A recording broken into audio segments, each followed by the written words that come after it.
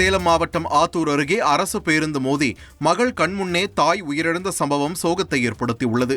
கிருஷ்ணவேணி என்பவர் தனது மகள் பானுபிரியாவுடன் இருசக்கர வாகனத்தில் சென்று கொண்டிருக்கும் போது அவ்வழியாக வந்த அரசு பேருந்து மோதியதில் கிருஷ்ணவேணி சம்பவ இடத்திலேயே உயிரிழந்தார்.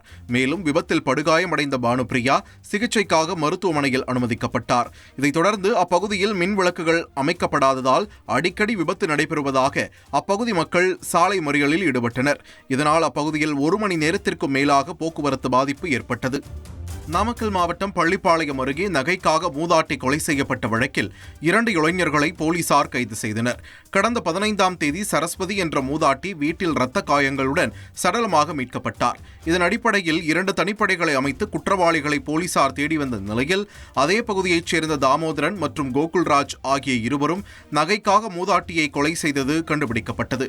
இதைத் தொடர்ந்து இருவரையும் கைது செய்து நீதிமன்றத்தில் ஆஜர்படுத்தி சிறையில் அடைத்தனர்.